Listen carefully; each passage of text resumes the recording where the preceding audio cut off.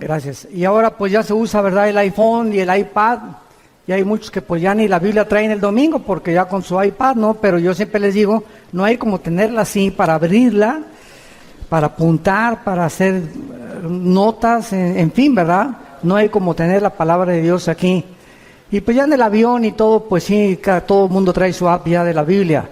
Yo traigo 3, 4 versiones de la Biblia para poder estudiarla, pero no hay como ya para estudiarla y oírla y predicarla, tener aquí el libro bien abierto. Muy bien. Abran sus Biblias en el capítulo 8 del libro de Daniel y vamos a comenzar a desarrollar esta conferencia sumamente interesante acerca de un personaje tan controvertido desde hace muchos años, llamado en la Biblia el Anticristo. Y en el capítulo 8 del libro de Daniel, porque es uno de los libros junto con el Apocalipsis que más menciona y detalla el carácter del Anticristo, nos damos cuenta por qué el mundo ahorita está como está. Vamos a ver del versículo 23 en adelante para que más o menos tengan ustedes una idea. Y no es una coincidencia que desde 1946 hayan comenzado a aparecer objetos voladores no identificados, conocidos como los famosos ovnis. No es tampoco coincidencia que han pasado casi 5.500 años de historia y la ciencia, astrofísicos, ingenieros, hidráulicos, arqueólogos, geólogos, no han podido determinar quién construyó las pirámides de Egipto, quién hizo las ruinas de Stonehenge en Inglaterra, las de Machu Picchu en Perú, los círculos grandísimos que están arriba del mar de Galilea, en el norte de Israel, que solamente desde un avión lo puedes ver, y son piedras de más de 100 toneladas formadas en círculos, apuntando todas hacia los signos del zodíaco y hacia los 4 puntos cardinales del mundo. Hasta ahorita los geólogos y los sociólogos no han podido entender la civilización maya, la misteriosa civilización maya que apareció y desapareció. No saben cómo, no saben por qué. Pero ¿cómo es posible que los mayas hace 3.500, 4.000 años, sin telescopio, sin calculadora, sin computadora, hayan podido calcular el año de 365 días, el año lunar, y haber podido tener las investigaciones astronómicas que hasta que Galileo Galilei, 1620-25 más o menos, comenzó a hacer experimentos con los primeros telescopios, los mayas hayan podido tener conocimientos avanzadísimos, cuando la mayor parte de los historiadores dicen que venimos del hombre de Cromañón, del hombre de Pekín, del hombre de Neandertal, que venimos de los changos y que venimos evolucionando, cuando estas evidencias históricas nos demuestran que hace 4.000 años, 4.500 años, eran muchísimo más inteligentes que nosotros. Entonces, o hace 4.000 años o 5.000 años el mundo estaba en la agricultura, cuando ni tractores tenían, y ya estamos hablando de que tenían conocimientos astrofísicos y astronómicos, arquitectónicos, con qué sierras cortaron las piedras de 200 toneladas, cómo los amontonaron en la pirámide de Giza, en el Cairo, en Egipto. ¿Con qué sierras de esmeril pueden haber tenido ese avanzado conocimiento para haber hecho lo que hacen? Y han hecho cientos de experimentos para tratar de imitar o descubrir por qué las hicieron, y hasta este momento nadie lo ha podido saber. Pero cuando abrimos este libro, nos damos cuenta que mientras más nos acercamos al final de la consumación de la historia humana, más luz el Espíritu Santo nos va a revelar acerca de lo que ya está aquí escrito, pero no lo podíamos entender. Les voy a dar un ejemplo para que puedan ustedes comprender lo que trato de decirles. Hace 2.600 años el libro de Daniel, que es el que vamos a ver ahorita rápidamente, le dice Dios a Daniel en el capítulo 12, versículo 4, en los últimos tiempos el conocimiento aumentará, Pero fíjense lo que le dice Dios a Daniel. Sella, sellar es poner un candado. Sella esta profecía y van a pasar 2600 años y nadie la va a entender. ¿Por qué? Porque es hasta los últimos tiempos. Entonces, todos estos siglos que han pasado, podían venir la gente y los teólogos y los escatólogos a Daniel y Apocalipsis, y pues no, pues es una confusión tremenda. Y yo conozco cantidad de pastores que todavía me dicen que tienen miedo de predicar el Apocalipsis porque todavía no lo entienden y cronológicamente no lo han podido ordenar para poder desarrollarlo y enseñarlo. Esto es increíble. Pero cuando venimos a la Biblia y de veras tenemos la paciencia y la vida, quiero decirles algo, es muy importante para entender la Biblia ser puros sexualmente. Esto es la primerísima condición, la pureza del corazón. Nuestra vida tiene que estar limpia por dentro, nuestra alma, para que el Espíritu Santo no tenga ningún estorbo en revelar a mi mente y yo no tenga imágenes de pornografía, ni estar pensando con otra mujer que no es mi esposa, etcétera, etcétera. El Espíritu Santo es más sensible que una paloma, por eso se le compara con una paloma. Y Él sabe cuando tú ves a una mujer que no es tu esposa, cuando te aprovechas con tu novio o con tu novia, y todas estas cosas molestan a Dios, porque es un Dios santo. Pero eso sí, ¿verdad? Cuando se trata, a ver, explíqueme la predestinación, y explíqueme esto, ¿y por qué no entiendo estas cosas? ¿Y sabes por qué? Por tu vida sucia. Porque cuando comiences a limpiar tu vida y a tomar en serio a Dios, no te imaginas de qué forma se va a ampliar tu capacidad de percepción y de discernimiento espiritual para que entiendas las cosas profundas de Dios. En uno de los salmos dice la Biblia: al pueblo Dios le dio a conocer sus obras, a Moisés sus caminos. Qué tremendo está esto. O sea, el pueblo vio cómo cayó agua en el desierto, cómo cayeron codornices, cómo pudieron ser sostenidos en un desierto sin nada, y lo único que el pueblo quería era ver milagros, milagros, milagros, milagros.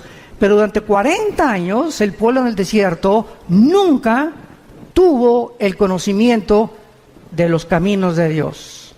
¿Por qué Dios hace lo que hace? Y esta es la razón también por la cual muchos cristianos se desaniman y se frustran.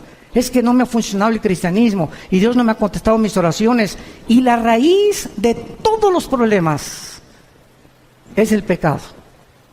Nuestra vida sucia, nuestra vida que no está limpia delante de Dios, las tranzas, la deshonestidad, la falta de integridad. En todas estas áreas tenemos que tener muchísimo cuidado para que podamos dejar la libertad al Espíritu Santo y Él pueda ampliar nuestro entendimiento. Y en esta generación, como dice Daniel 12, los entendidos entenderán. Y dice los salmos, ¿verdad? Dichoso el hombre que guarda los mandamientos de Dios, porque entenderá el temor de Dios. Y si tú no quieres seguir a Cristo cargando una cruz, no lo sigas. Y si no quieres negarte a ti mismo, te va a costar más trabajo.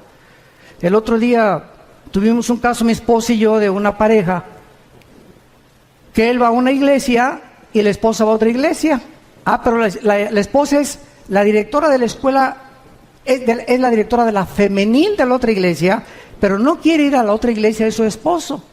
Pero es directora de la femenil y ella dice que quiere seguir a Cristo, pero sin una cruz, porque la Biblia dice que la esposa debe seguir al marido. Entonces, ella si es cristiana debe entender algo. Una cruz es seguir a Cristo haciendo sacrificios. Pero hay cantidad de cristianos que quieren seguir a Cristo con la novia fornicando, quieren seguir a Cristo uno por acá y otro por allá, y dicen que siguen a Cristo. Increíble. Y a Jesús no lo sigues así. Implica sacrificio seguir a Cristo. Tenemos que entender esto y negar nuestros intereses personales. Una mujer de Dios dice: Padre Santo, me gusta mi iglesia, pero mi esposo va a otra iglesia y a menos que no sea una secta, no tienes por qué seguirlo, pero no era una secta, era otra denominación. Entonces me sacrifico y voy con mi esposo y le voy a dar gusto a mi esposo y voy a orar por él, ¿verdad? Señor, pero yo quiero estar en tu voluntad. Y ahí es donde está la bendición. Pero estamos tan equivocados en tantos detalles tan pequeños que queremos seguir diciendo que somos cristianos y tenemos tantas cosas en nuestra vida que están muy lejos todavía del carácter de Jesús. Acuérdense que cuando lleguemos al cielo, Dios nos va a preguntar, pues, ¿cuántas almas ganaste? Bueno, 5 millones de almas. ¿Cuántas iglesias hiciste? Tuve 600, di cobertura, 800 iglesias. Todas estas cosas que hagamos, a Dios, ¿qué le van a sorprender?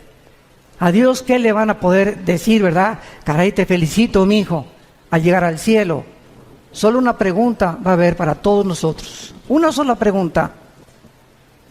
¿Cuánto te pareces a Jesús? ¿Cuánto nos parecemos a Jesús? Dios está formando el carácter de Jesús en nosotros. Dice Romanos 8 que estamos siendo conformados a la imagen del Hijo. A Dios no le impacta lo que hagamos, sino lo que somos.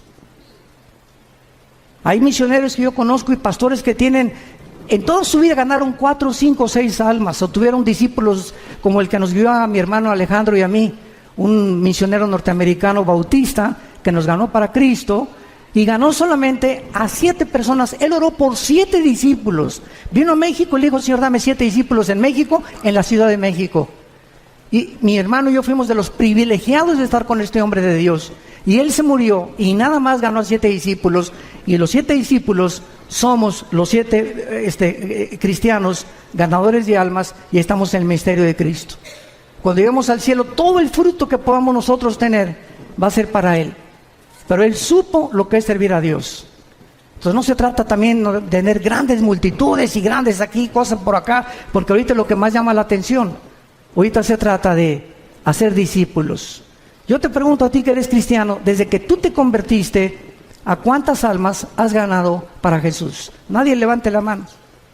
¿A quiénes les has hablado desde que te convertiste de Jesús? ¿Tienes alguien en tu casa, tu hija, tu hijo, tu primo, tu mamá, a quien estés discipulando? ¿A quien le compartas lo que aprendes los domingos en la iglesia o en los seminarios? ¿O todo para acá, todo para acá, todo para acá y nada para allá? Y lo que Dios nos da es para bendecir. No recibimos nada que guardemos para nosotros. Todo es, Dios me lo da para darlo. Me da conocimiento para alimentar. Me bendice para que yo sea de bendición. Me fortalece para que yo fortalezca. Me anima para que yo anime. Nunca nos quedamos con nada, porque es cuando comenzamos a vivir para nuestros propios intereses. El anticristo va a ser la personificación de la maldad, la obra de arte de Satanás. Dice en el libro de Daniel capítulo 8 versículo 23, y al fin del reinado de estos, está hablando de Babilonia, el actual Irán, que Babilonia es Irak, lo vamos a ver ahorita, Irak, Irán, Grecia y lo que fue el antiguo Imperio Romano. Cuando terminaran estos 4 naciones y desaparecieran del mapa y volviera otra vez el anticristo a resurgirlas otra vez y a revivir el antiguo Imperio Romano y el Imperio griego para que el anticristo pueda preparar su entrada, dice la Biblia que cuando los transgresores lleguen al colmo, se manifestará un rey altivo de rostro, entendido en enigmas.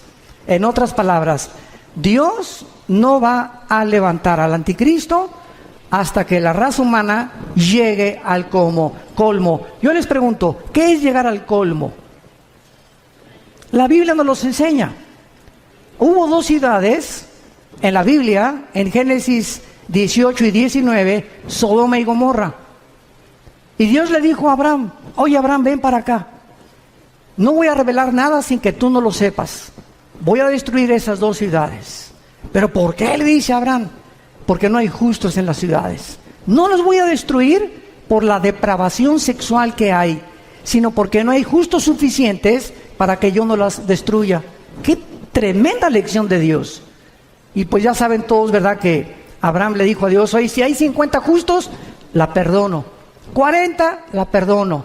No encontraron más que uno solo, Lot. Porque hasta la esposa se quedó convertida de sal. Entonces vemos que Dios actúa cuando llegan al colmo las maldades y cuando los buenos ya no hacen nada. Dice el dicho que los malos duran hasta que los buenos no hacen nada. Entonces vivimos una época, como les decía en la mañana del desayuno, donde estamos acostumbrándonos a que sea normal la inmoralidad que nos rodea. Las revistas, vas al dentista y revistas de pornografía. En la mañana Vidito y Capulina también ya, quién sabe, con chavas arriba de sus rodillas. En las telenovelas ya es un asco, ¿verdad? Todas las cosas que pasan en las películas.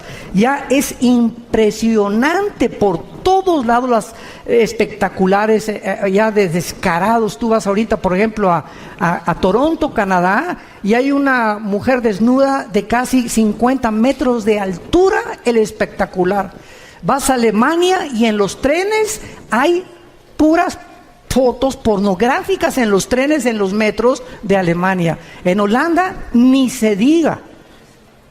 Entonces estamos llegando a un punto en el mundo donde no nos damos cuenta que está ardiendo el mundo, nuestros hijos están siendo arrastrados. Hay más de 17 millones de sitios pornográficos en el internet. Y tus hijos y mis hijos tienen acceso al internet. Y si no los vigilamos y no los cuidamos, van a crecer infectados en la mente, completamente desorientados acerca de qué es el sexo.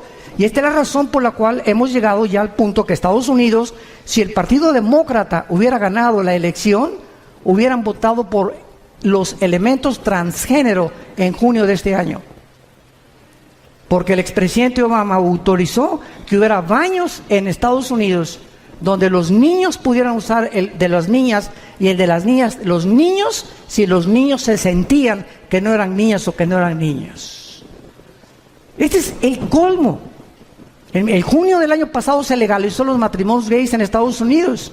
Y vemos así que está creciendo la maldad, y lo dice así: cuando los transgresores lleguen al colmo. La pregunta es esa. Mañana vamos a hablar de la destrucción de la familia. ¿Hemos llegado al colmo?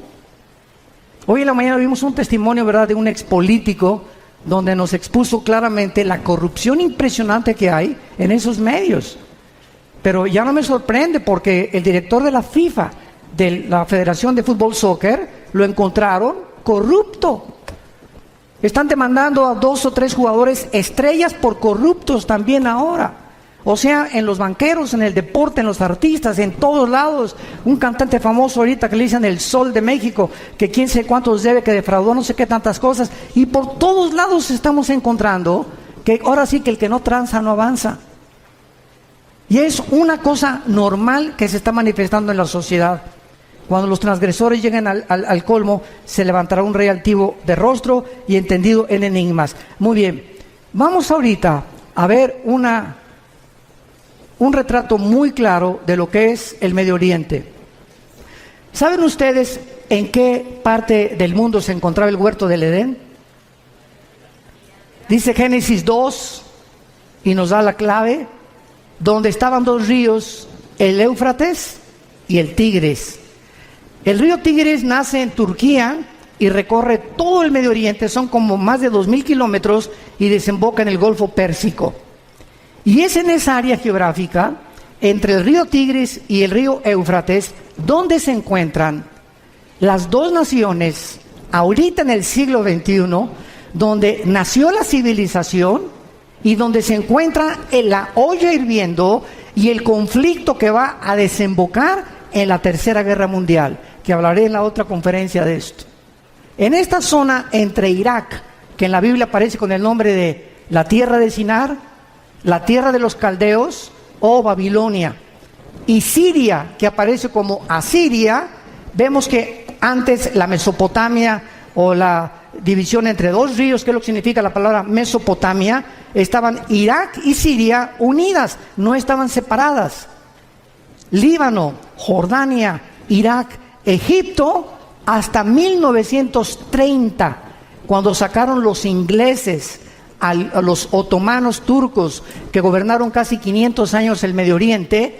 Los ingleses lo sacaron, y cuando los ingleses repartieron el Medio Oriente y le dijeron a los judíos: ustedes en ese pedacito, ustedes en Saudi Arabia, ustedes aquí, ustedes allá, Francia y Inglaterra repartieron casi todo el Medio Oriente, y se formó el Medio Oriente tal como lo encontramos nosotros.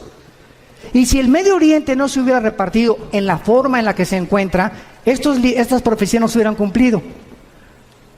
Entonces es increíble cómo la providencia divina en la historia se va manifestando los caminos de Dios, y cuando estamos atentos a lo que la Biblia dice, descubrimos que nos encontramos verdaderamente, como lo vamos a demostrar, en la última generación. Hemos llegado al final de la historia humana, damas y caballeros. Prepárate para encontrarte con tu Dios, porque se viene sobre el mundo como tú no te imaginas. Así las cosas, así se van a venir. Y dichosos y felices aquellos que no están en glotonería, ni en los placeres de la vida, ¿verdad? Y que han tomado en serio a Dios, que se han santificado, que se han limpiados, porque de ellos es el reino de los cielos. Entonces, la zona de Irak fue donde el huerto del Edén estuvo. Génesis 2, del 2 al 10. Fue en Irak donde se encontraba Satanás cuando Dios puso el huerto del Edén. ¿Y de qué tamaño creen ustedes que es el huerto del Edén? ¿Se han preguntado? Tendría 10 kilómetros cuadrados, 1 hectárea, 4,000 metros cuadrados. ¿Qué tan grande es el huerto del Edén? Bueno, el huerto del Edén no era más que una pequeña zona geográfica en el Medio Oriente, lo que es ahorita Irak y Siria, y la demás parte de la tierra estaba despoblada.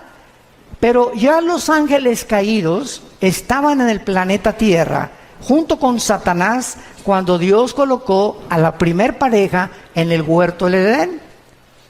Y cuando Dios crea a Adán y Eva, las flores no tenían espinas, los leones no mordían, no había veneno en los alacranes, ni tampoco en las víboras, no había tormentas, no había tsunamis, no había nada de lo que nosotros estamos experimentando siglos después. Cuando Adán y Eva peca, esto es muy importante, cuando Adán y Eva peca, Dios había asociado la creación a ellos. Si ellos permanecían en comunión con Dios, Dios bendecía la creación. Pero si ellos pecaban, escuchen esto, cuando pecaron, su genoma fue alterado. No sé cuántos sepan lo que es el genoma. Fue el proyecto con el cual terminó el siglo XX el presidente Clinton y el doctor Collins, que es la investigación del ADN o del ácido desoxirribonucleico que se encuentra en cada una de las células.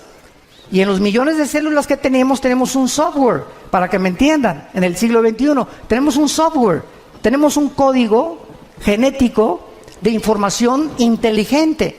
Y en cada célula de mi cuerpo se encuentra toda la información de cómo soy, de cómo eres. Tu tamaño de estatura, tu pelo, tus ojos. Venimos heredando desde Adán. Los hombres el cromosoma Y, que las mujeres no lo tienen. Las mujeres tienen cromosoma XX, nosotros tenemos cromosomas XY. Y esta es la razón por la cual hasta 1860, cuando Gregorio Mendel descubre las leyes de la herencia, que entiende por qué José no podía meterse con María para que naciera el Hijo de Dios. Pasaron 2000 años. ¿Por qué José no tuvo relaciones con María para que naciera Cristo como tú y como yo? Pero se descubren las leyes de la herencia. 1954 el doctor Crick y el doctor Watson descubren la hélice del ADN. El siglo XX termina con el descubrimiento más grande científico de la historia, el proyecto del genoma humano, donde dice el presidente Clinton en la Casa Blanca, hemos entrado por primera vez a descubrir el libro de la vida. Y desde que el hombre comienza a introducirse en el ADN y a investigar el ADN, que es lo que determina nuestra genética de cada uno de nosotros, descubre la mayor parte de los científicos ateos que era imposible que viniéramos de Chita. Que la mentira y el fraude intelectual más grande del siglo XX, darwiniano, como decía el ministro de propaganda de Adolfo Hitler, Joseph Goebbels, cuando una mentira se predica 10 años, 100 años, se acaba aceptando como una verdad. Entonces comienza el siglo XXI y cantidad de científicos ahorita ateos, que estamos viéndolos en internet, se están convirtiendo porque el ADN niega que el ADN de un mamut sea igual al de un camello o al de un rinoceronte, o el ADN del chango sea igual al del águila, o el del águila sea igual al del halcón. Y cada uno de nosotros tenemos en cada especie, porque hay 4 especies: la especie humana, la especie animal, la especie de las aves y la especie de los peces. Y no venimos las 4 especies que hay, las 4 características o elementos que forman el mundo que nos rodea. Ninguno tiene el mismo ADN, como ninguno tiene las mismas huellas digitales. Increíble. Entonces comienza la ciencia a ser revolucionada y entendemos que cuando Adán y Eva pecaron, cambió la genética de la creación. Las rosas comenzaron a crecer con espinas. Los animales se comenzaron a volver feroces. Comenzó la naturaleza a volverse enemiga de nosotros, con tornados, con huracanes, con inundaciones, etcétera, etcétera. Comenzaron a propagarse todo lo que se llama la propaganda bacteriológica, los virus, los microbios que comenzaron a atacarnos, se volvieron nuestros enemigos, y todo debido al pecado humano. Por eso dice Romanos 8 que la creación gime a una esperando la redención de nosotros, porque cuando seamos redimidos nosotros, la creación regresará al huerto del Edén otra vez. Y esto es precioso porque nosotros los cristianos que me escuchan, santos de Dios, toda esta información que les doy es la información que ahorita están buscando los científicos y no la tienen. ¿De dónde vienen los platillos voladores desde 1946? Porque cuando venga el rapto, ¿qué creen que van a decir? Que nos pintamos con los ovnis, que los extraterrestres nos llevaron. Y Alberto Einstein en 1943 demuestra al presidente Roosevelt en Estados Unidos, al doctor Fermi y al doctor Oppenheimer alemán. Alberto Einstein demuestra con su famosa teoría E igual a mc al cuadrado, la energía es igual a la masa por la velocidad de la luz al cuadrado, que la conquista del espacio es imposible científicamente, por 2 razones: la velocidad y el tiempo. Si sacamos una nave y nos vamos ahorita a Marte, van a pasar, pongan ustedes que nos vamos a la velocidad 300,000 kilómetros por segundo, que es la velocidad de un año luz. Vamos a esa velocidad, llegamos a Marte y pasaron 1 año. Aquí en la Tierra pasaron 5 años. Entonces, si tu esposo tiene 30 años y se va a Marte, y tú tienes 25, él te lleva 5 años de edad, y allá pasan 10 años, cuando él regrese, tú vas a parecer su abuela. Y además, ninguna nave podría ser construida jamás que pudiera evadir los millones de piedritas minúsculas que existen en el espacio, porque la destruiría a la velocidad de la luz. Así que todas esas, yo le llamo marihuanadas, de que la guerra de las galaxias y por aquí, por allá, etcétera, etcétera, son los pininos y la imaginación, porque, ¿verdad? Julio Verne, Walt Disney, no se puede detener la imaginación humana. Pero ya la Biblia lo decía en Hechos 17 también, cuando Pablo les predicó a los filósofos en Atenas, que Dios hizo el cielo y la tierra y fijó los límites de habitación del ser humano. Entonces, todo lo que está pasando ahorita en el mundo está siendo preparado para la culminación del último acto de Dios. Y Dios no quiere que ni tú ni yo estemos desapercibidos y que no nos agarre como ladrón en la noche, porque vendrá así. Y si llega la oportunidad a tu vida y Dios te quiere usar para algo en este tiempo y tú no estabas listo, no estás preparado, has estado jugando con Dios en los últimos meses, últimos años, la oportunidad no te vuelve a venir. Dios no necesita a ninguno de nosotros. Nadie somos indispensables. Se brinca y Dios agarra a Pepe o agarra a Carmelita o a Lupita o a Juan, pero Dios termina su plan. Nos da el privilegio que seamos nosotros los que le sirvamos. Aprovechémonos de este privilegio. En tercer lugar, ahí fue en Irak donde cayó el ser humano. En cuarto lugar, ahí fue en Irak donde se profetizó, Génesis 3:15, la primera profecía de que el Mesías destruiría a la semilla de Satanás, y la semilla de Satanás bloquearía el nacimiento de la Virgen María, que sería Jesucristo. En quinto lugar, ahí se ilustró el primer evangelio, Génesis 3:21, cuando Dios viste al hombre. Es el primer evangelio predicado en imágenes. Es Dios el que nos cubre.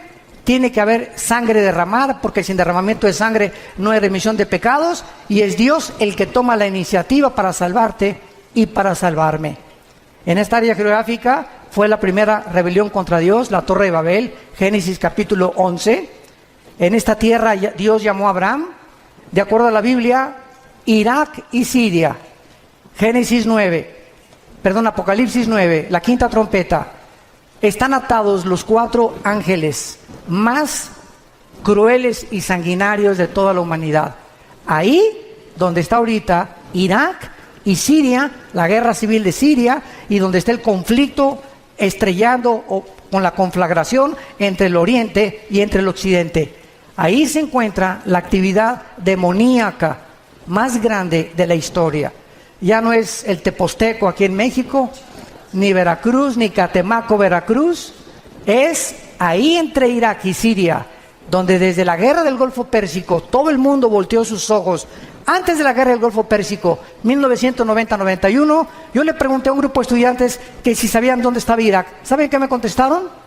Que qué clase de medicina era esa. Que si era un nombre de una medicina. O sea, eran zonas que ni siquiera consideraban, ni siquiera yo les dije en un mapa, pon un dedo, dime dónde está Irak. No lo podían localizar ningún estudiante del tercer grado de teología. Me reservo el nombre del seminario. Pero era increíble. Y desde el 90 hasta nuestros días, pues ya todo el mundo sabemos, ¿verdad? Que Irak, ¿verdad?, está junto a Israel, junto a Jordania, ¿verdad?, junto a Siria, etcétera, etcétera. Pero es el área donde ahorita la atención mundial se ha concentrado. Y el punto al que quiero llegar es el siguiente. De esta zona geográfica, entre Irak y entre Siria, saldrá el anticristo. Ahorita regresamos a Daniel, vayamos a Génesis 49.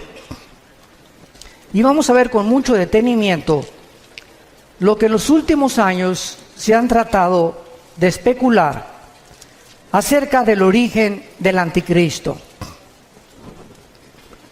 Lo único que sabemos, o que se sabía, sin haber profundizado la Biblia, hasta hace, me acuerdo yo, 25 años, yo desde que me convertí, no sé cuántos de ustedes sepan, ¿verdad?, pero el primer mensaje que yo prediqué en mi vida, hace 40 años, fue sobre la tribulación. O sea, desde que comencé a predicar, Dios me trajo a la profecía y a la apologética, que es la defensa de la fe. Son las dos áreas de ramas de la teología donde me he especializado más, en la profecía y en la defensa de la fe, la apologética. Y desde que comencé a estudiar la Biblia, pues fue algo, ¿verdad?, que yo sentí que era un llamado que Dios me daba para profundizarme en la profecía. Y a través de todos estos años, pues me metí. Yo he predicado 3 veces todo el libro de Apocalipsis, versículo por versículo. Lo pueden conseguir, son 100 conferencias, versículo por versículo, los 22 capítulos. Pero lo he predicado 3 veces, pero lo he grabado 3 veces, pero lo he predicado como 6 o 7 veces en toda mi vida que llevo de cristiano. Y cada vez que lo predico encuentro algo diferente. Y cada vez que predico tengo más luz. Y cada vez que predico, a la luz de los descubrimientos científicos que están sucediendo en el mundo, como lo de la genética, como el proyecto Genoma Humano, etcétera, etcétera, entiendo más por qué hace 2000 años el apóstol Juan en Apocalipsis dijo que el anticristo marcaría con el 666 a la humanidad. ¿Cómo podría ser posible si no se hubieran inventado las computadoras? ¿Cómo podíamos ser posible que en el capítulo 11 de Apocalipsis, cuando se maten a los 2 testigos, dice que todas las tribus y todas las lenguas verán al mismo tiempo el mismo evento? ¿Cómo podría ser posible si no se hubieran inventado los satélites de comunicación en los 70 del siglo pasado? Entonces, todo va cobrando sentido conforme la ciencia va aumentando, y nosotros decimos, ¿verdad?, la Biblia tenía razón. Hasta que se descubre la genética, se entiende por qué María no podía tener relaciones con José. Porque si José se hubiera metido con María, el esperma Y, el cromosoma Y del varón, viene infectado desde Adán, porque nosotros transmitimos el pecado. La mujer es la receptora, nosotros traemos la semilla a los varones. Si José se mete con María, Cristo nace como naciste tú y como nací yo, en pecado. No hubiera podido pagar por nosotros.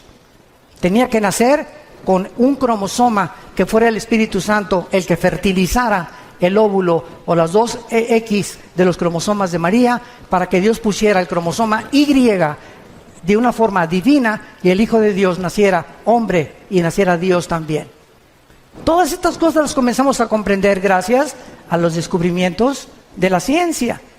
Y cuando la ciencia descubre algo, la ciencia dice, la Biblia se nos adelantó. Y la Biblia es más moderna que el periódico Mañana en la Mañana. Todo lo que estamos viendo ahorita, ya la Biblia lo decía, pero pues los cristianos siguen con ricas y famosas, el Calimán, las telenovelas, peleándose, viviendo en pecado, queriendo saber cosas y teología, y me quiero ser pastor, o quiero ser misionero, o por qué no bendice Dios mi hogar, por qué no tengo dinero, por qué no prospero, etcétera, etcétera, simplemente porque hay una sola condición. La bendición para la bendición es la obediencia. No hay más, así de sencillo. Tú obedece este libro y obedece lo que Dios te dice, no te imaginas, no tienes la menor idea de cómo Dios te va a bendecir. En Génesis 49, dice el versículo 16 y 17 una profecía que hizo Jacob antes de morir. Dan juzgará a su pueblo. Dan era una tribu, como una de las tribus de Israel. Será Dan serpiente junto al camino, víbora junto a la senda, que muerde los talones del caballo y hace caer hacia atrás al jinete. Muy bien, de acuerdo a esta profecía, hace 25 años, yo estuve de acuerdo también. Y de acuerdo a Daniel 11, 35 y 36, que dice que el anticristo del amor de sus padres no hará caso. Y de muchas otras que parecen que el anticristo sería judío. Resulta que comenzamos a escarbar más la Biblia. Como vayamos ahora a Isaías capítulo 10, rápidamente, Isaías 10. Y comienzan a surgir la otra línea de comprensión de que al anticristo se le llama más de 10 veces en el Antiguo Testamento el asirio. El asirio, o sea, de la región geográfica donde se encuentra ahorita ISIS. El grupo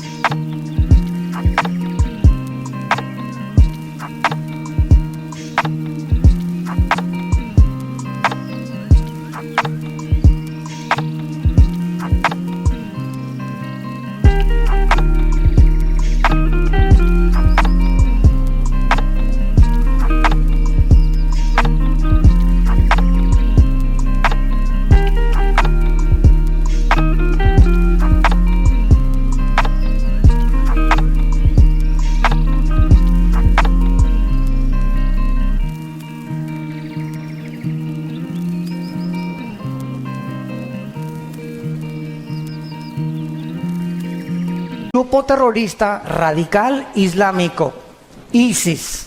Dice así en Isaías capítulo 10, versículo 5: Oh Asiria, vara y bácula de furor en tu mano he puesto mi ira.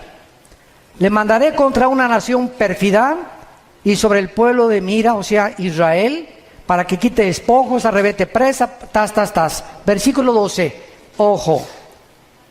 Pero acontecerá que después que el Señor haya acabado su obra en el monte de Sión y en Jerusalén, ¿ya la acabó? Todos estamos de acuerdo, ¿verdad? Dios no ha terminado con Israel, no ha acabado su obra con ellos.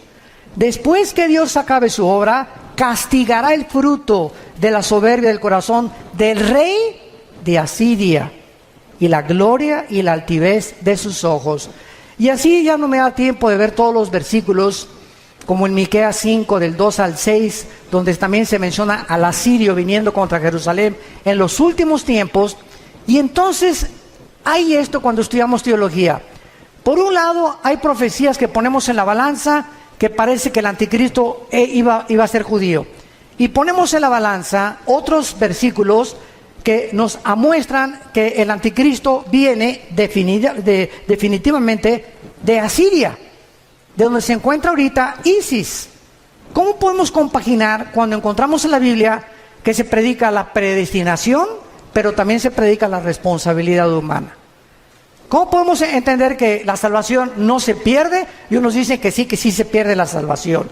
Entonces vemos aparentemente doctrinas o líneas de pensamiento que parece que se contradicen una contra la otra, pero el problema está en nuestra mente y no en Dios, en nuestra falta de comprensión. Vean ustedes este ejemplo del anticristo. Dice la Biblia que saldrá de Dan, que será judío, y dice la Biblia que se le llama el asirio. Muy bien, ¿cuál es lo que compagina o qué escrituras unen a las dos para poder entender de dónde viene el anticristo? En el año 700 antes de Cristo, apúntalo, o sea, hace 2700 años, los asirios se llevaron cautivas a las 10 tribus de Israel. 100 años después, Nabucodonosor, en el año 585 antes de Cristo, 100 años después, vino y se llevó a las últimas 2 tribus. Estas 10 tribus que se fueron a Siria hace, ¿cuánto? 2700 años, se diluyeron en el mundo entero. Y ahorita los judíos no saben quiénes son. Hay judíos mexicanos que a lo mejor tú eres y no lo sabes. Hay negritos, hay costarricenses, hay italianos, hay brasileños, hay españoles, hay ingleses. Están revueltos en el mundo los judíos. Y ahorita solamente hay los que creen que vienen de Leví, de la tribu de Leví, y los de Cojén, que son los sacerdotes.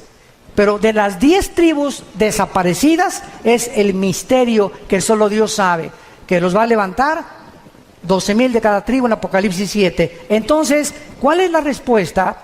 Que el anticristo puede ser judío y al mismo tiempo ser asirio. ¿Sabían ustedes que ahora los sociólogos están llegando a corroborar que Hitler era judío? Que tenía raíces judías, tu paisano. Increíble, ¿no? Han pasado siglos y comenzamos a descubrir cosas que dices, Dios mío, güey, a lo mejor yo no sé ni de dónde vengo, pero tenemos antecedentes de quién, a lo mejor te sientes hasta de Pancho Villa. Pero así es la genética. Entonces el anticristo, ¿verdad?, surge geográficamente de Asiria, y es lógico, ¿verdad?, que también haya sido perteneciente a una de las tribus de los judíos, que es la tribu de Dan. Ahora, cuando este líder de ISIS declaró que querían establecer el califato en todo el Medio Oriente y borrar la frontera entre Irak y entre Siria para establecer el califato, la palabra califa significa el sucesor en el idioma del Islam. Entonces los califas eran los que decían que eran sucesores directos de Mahoma. Y el musulmán está dividido en 2 ramas, en los sunnis, que son el 85%, ISIS es suní, y los chiitas, que son el 15% que viven en Arabia Saudita y en Irán. Y casi todo el Medio Oriente son sunnis, son los que controlan y matan a los hermanos chiitas porque dicen que son los únicos sucesores de Mahoma.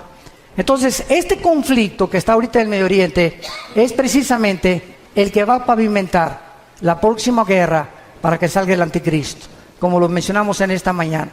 El anticristo tendrá poderes sobrenaturales satánicos. Vayamos rápidamente a Apocalipsis capítulo 13 y veamos lo que el apóstol Juan menciona acerca del poder impresionante que el anticristo tendrá, y algo muy importante que les quiero compartir. La mayor parte del mundo cree que el anticristo va a gobernar el mundo entero. ¿Por qué? Porque aquí en Apocalipsis hay un versículo que dice que estará sobre todo tribu, lengua y nación. Pero lo mismo se dijo de Nabucodonosor en su tiempo. Y era tribu, lengua y nación del tiempo en que Nabucodonosor vivió y de la nación de Babilonia. Alejandro el Magno se menciona que también abarcó el mundo entero conocido. ¿Cómo sabemos que el anticristo no va a gobernar todo el mundo? Porque en Daniel 11, 40 al 45 dice que el rey del sur se levantará contra el rey del norte, harán guerra contra el anticristo tendrá que destruir Egipto, y en Apocalipsis 16, 12 al 16, dice que los reyes del oriente vienen al Armagedón, Joel capítulo 3, al valle del Megiddo o al valle de Jezreel, a pelear contra el anticristo. Entonces, el anticristo va a gobernar 10 naciones nada más.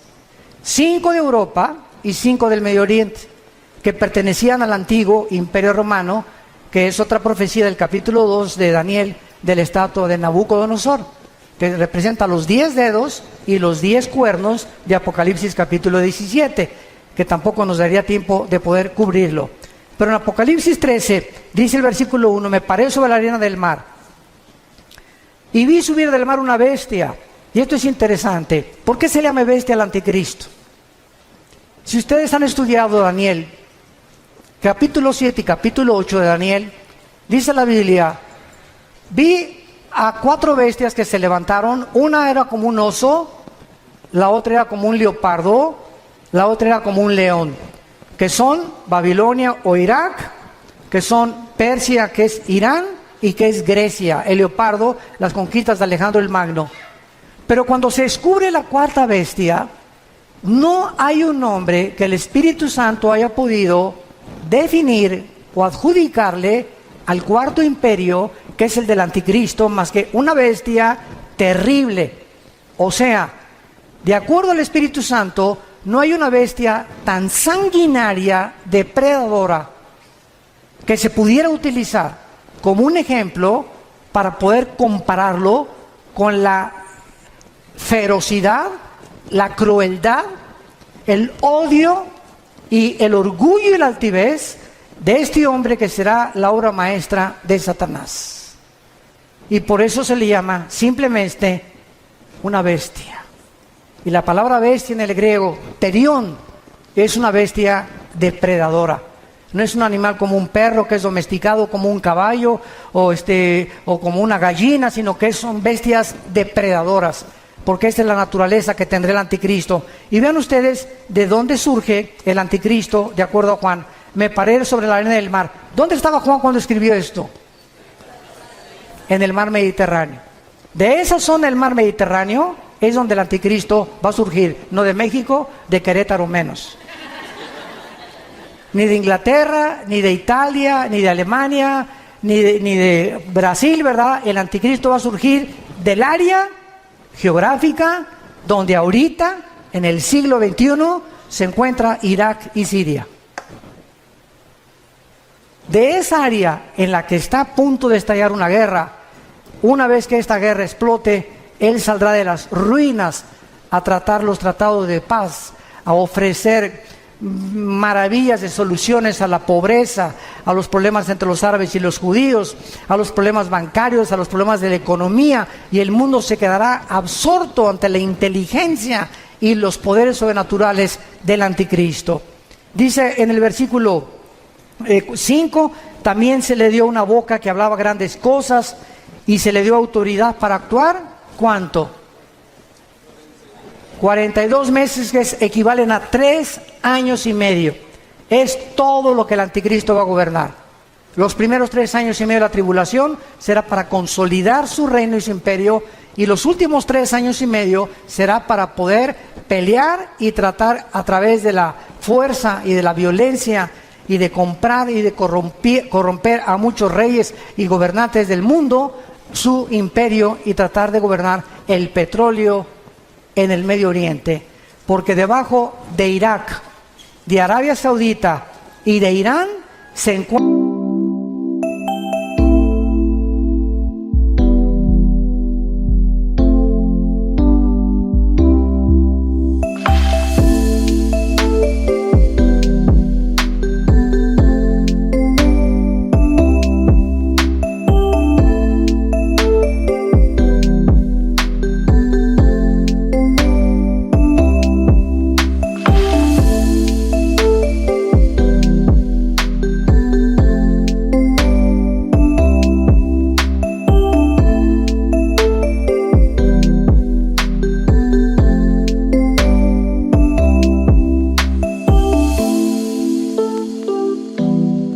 encuentra el 65% de las reservas petroleras del mundo entero. No nos extrañe por qué el Armagedón, que es lo que vamos a hablar después de esta conferencia, la Tercera Guerra Mundial, ahí se van a juntar porque ahí es donde está el petróleo y es el oro negro, y el que controla eso va a controlar el mundo entero también.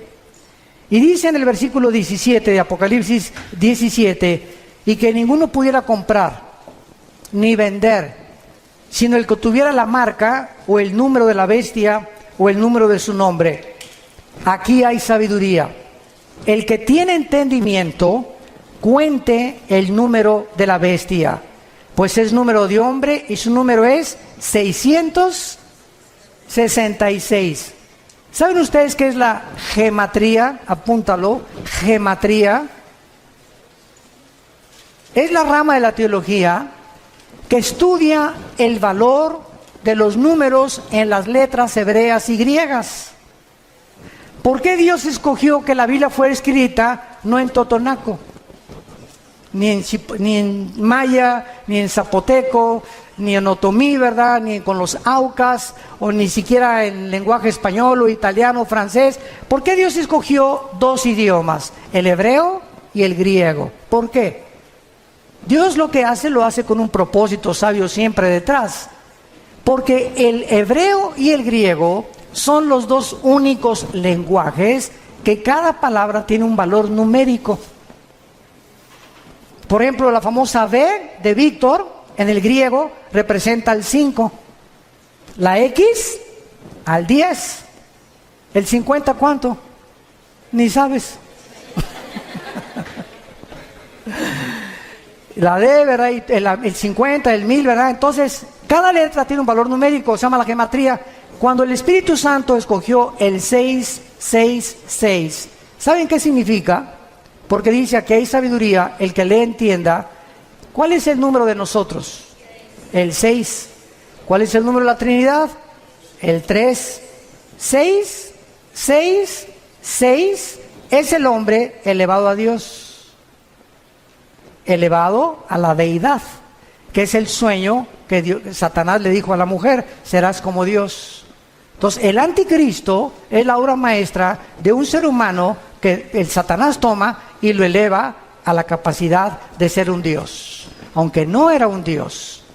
Por eso se le llama el 666, el hombre elevado a la deidad o a la divinidad, que es lo que Dios quiere que nosotros tengamos cuidado. No somos dioses, no somos autónomos, somos agentes morales responsables. No nos creamos a nosotros mismos y debemos nuestra obediencia al Señor. Padre, te damos gracias por tu palabra en esta tarde, por permitirnos rascar simplemente tus profecías y tener un poco más de conocimiento de tu programa y de tu plan en la historia y para los tiempos humanos.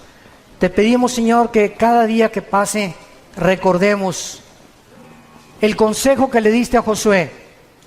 Josué, hay 7 naciones delante de ti en Canaán, y te voy a dar el secreto, Josué, para la victoria. No es con espada ni con ejército, no es con la valentía del caballo, no hay sabiduría ni conocimiento ni inteligencia contra Jehová. Josué, de día y de noche, medita, lee, memoriza mi palabra. Este es el secreto de la vida para poder vencer. Llena tu corazón de mi palabra, memorízala, reflexiónala, pondérala, piensa en ella de día y de noche. Y te prometo algo, Josué, todo lo que hagas va a prosperar, porque has creído lo que te he dicho. Oh Dios, que podamos ser hombres y mujeres de tu palabra, que podamos tomar en serio tu palabra, que no solamente la leamos el domingo o un devocional de 15 minutos, sino que la memoricemos, la estudiemos, la profundicemos y la guardemos en nuestro corazón todos los días, para que descubramos el poder, la energía que nos da tu palabra, para sostener nuestro cuerpo y nuestra mente libre de opresión, de estrés, de incertidumbre e inseguridad para el futuro. Porque yo guardaré en completa paz a aquel cuyo pensamiento en mí persevera, dice el Señor. En el nombre de Jesús. Amén.